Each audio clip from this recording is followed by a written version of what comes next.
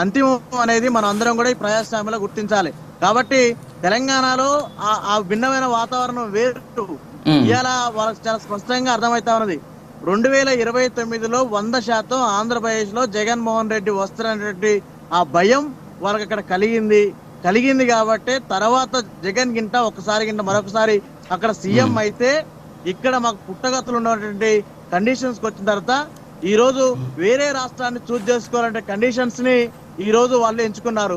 దానిలో భాగంగా మిగతా రాష్ట్రాలు ఎక్కడున్నా గానీ బీజేపీనో ఇంకెక్క వేరే రాష్ట్రాల్లో అందుకేనా భయపడి మరి పవన్ కళ్యాణ్ సభకి కూడా అందుకేనా భయపడి పవన్ కళ్యాణ్ సభకి కూడా మీరు అనుమతి ఇవ్వలేదు? అందుకేనా భయపడ్డారా? కాంగ్రెస్ పార్టీ ఏమైనా భయపడిందా?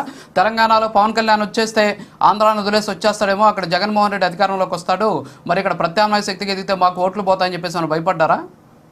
అదే చాలా సందర్భాల్లో జగన్మోహన్ రెడ్డి కూడా అన్నాడు, ఆయన కార్పొరేటర్ కి ఎక్కువ ఎమ్మెల్యేకి తక్కువ అని చెప్పి చాలా సందర్భాలు అన్నాడు.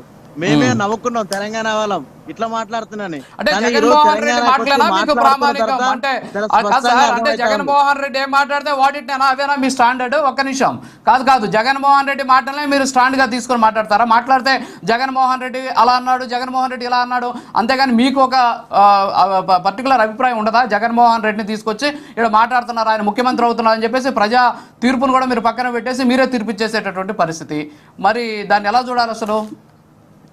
మేమేమంటున్నాం అంటే తెలంగాణలో ఒక అస్తిత్వం ఉంటది, ఆత్మగౌరవం ఉంటది, పోరాటం ఉంటది. ఇవాళ తెలంగాణ ద్రోహులు తెలంగాణ వచ్చిందని చెప్పేసి 11 రోజులు అన్నం తినుకున్నటువంటి వ్యక్తి ఈ రోజు తెలంగాణలో వచ్చి నవనిర్మాణం చేస్తా అంటే ఎట్లా నమ్ముతారు అనే విషయాన్ని మనం గుర్తుపెట్టుకోవాలి.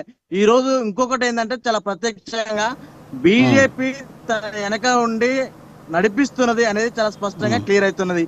బీజేపీ వాళ్ళ మాటల్లో అర్థమవుతా ఉన్నది, వాళ్ళ చేష్టల్లో కూడా అర్థమవుతా ఉన్నది. కాబట్టి పైగా వాళ్ళు వేరు మేము వేరు సందర్భాల్లో మాట్లాడుతా ఉన్నారు, కానీ అది తప్పు.